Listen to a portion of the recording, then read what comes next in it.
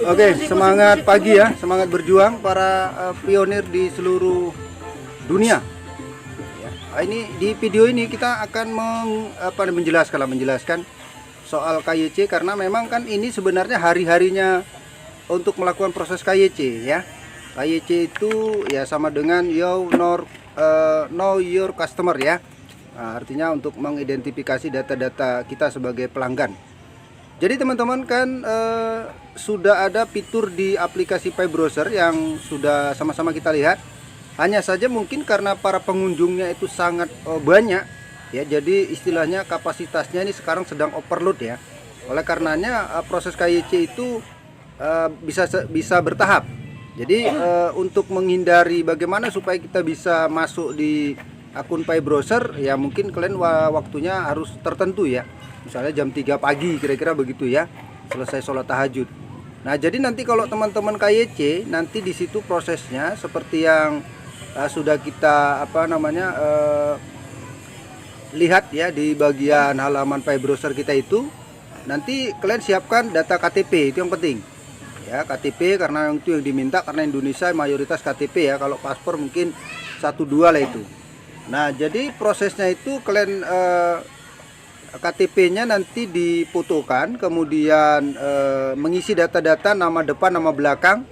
Untuk nama itu harus diperhatikan juga, karena nama ini kan kalau misalnya nama kalian cuma 1 digit ya, misalnya Sunoto gitu, ini contoh ya. Jadi kan itu hanya 1 digit, maka nama depannya Sunoto, nama belakang Sunoto gitu dia ya. Nah, jangan Sunoto Noto, nah, salah. Ya, atau jangan Sun kemudian bawahnya Noto. Nah, jadi harus Sunoto sepaket dia.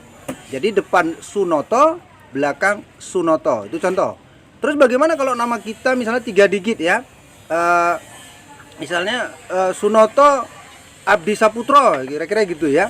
Nah, jadi nama depannya Sunoto, nama belakangnya itu Abdi Saputro. Nah, kira-kira gitu.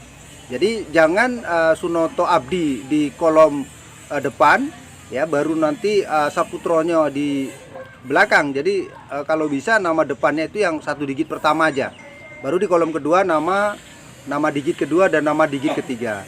Nah teman-teman, prosesnya itu nanti selain mengisi nama, kemudian nanti mengisi yang namanya gender ya, atau jenis kelamin.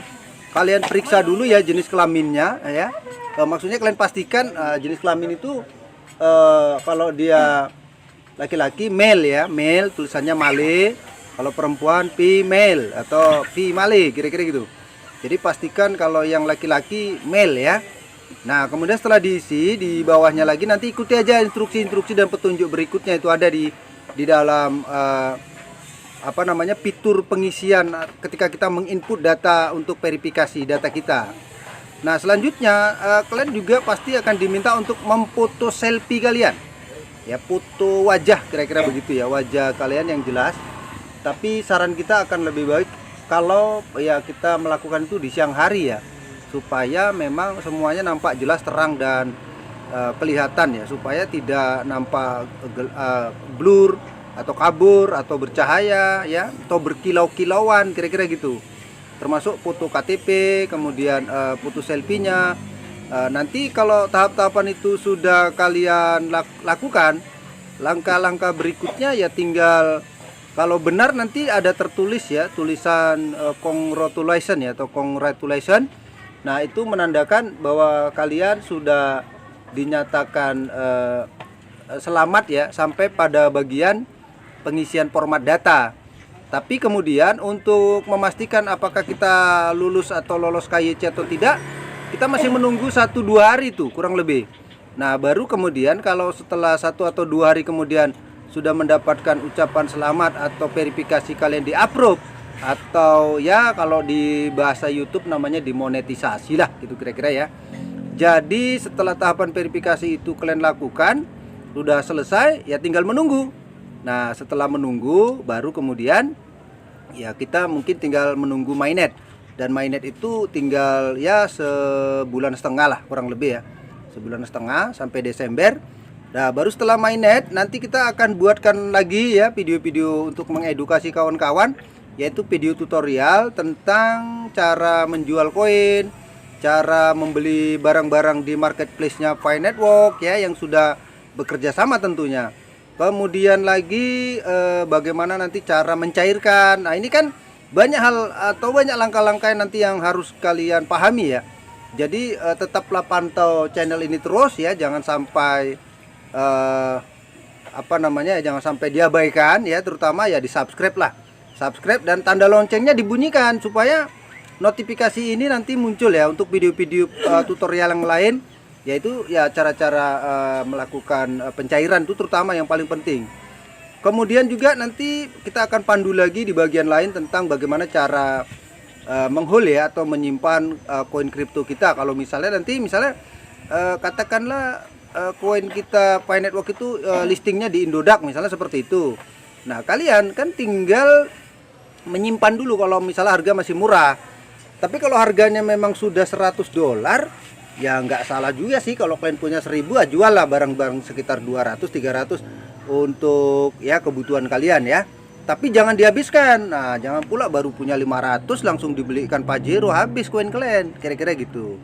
Jadi kalau habis kan sangat disayangkan sekali. Oleh karenanya kalian itu harus benar-benar paham bahwa koin itu jangan sempat dihabiskan.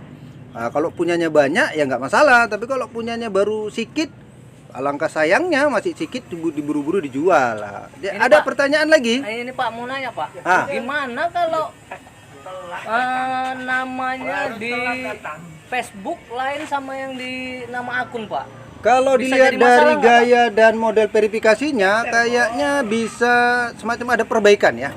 Ada perbaikan karena pada waktu kita mengisi formulirnya ya atau mengisi form di verifikasi itu, nanti nama itu ternyata kita mengisi ulang. Nama kita, nama depan, nama belakang. Tetapi memang apakah kemudian itu nanti bisa lulus atau tidak, ya semua kembali kepada core team. Karena core team nanti yang menyeleksi, ya mereka yang sudah tahu apakah nama ini benar-benar sesuai dengan nama di akun, nama di KTP, dan nama waktu melakukan verifikasi KYC. Nah, singkat cerita, kalau soal nama ya kita lihat aja, yang penting diisi aja sesuai dengan data-data kita. Nah, apalagi pertanyaannya? Itu berarti tidak jadi masalah kalau namanya di Facebook sama nama ID-nya berbeda. Secara proses untuk registrasi nggak ada masalah, karena di form pengisian untuk menginput data ketika kita verifikasi, di situ memang kita mengisi daftar nama lagi. Iya. Nah ya, jadi soal nama Facebook yang memang ini jadi persoalan karena ya beda-beda. Iya. Nah, ini semua kembali kepada core team. Iya Pak. Nah, kalau KYC lakukan saja prosesnya. Nah ya. Nah, Satu jadi lagi, kalau misalnya nanti nggak lulus, berarti persoalannya karena ada beda nama antara di akun kita verifikasi dengan di akun Pi Network kita. Nah, jadi kalau misalnya nanti lulus ya memang berarti udah nggak ada masalah. Satu lagi nih Pak, tanya. Karena kalau foto selfie kemarin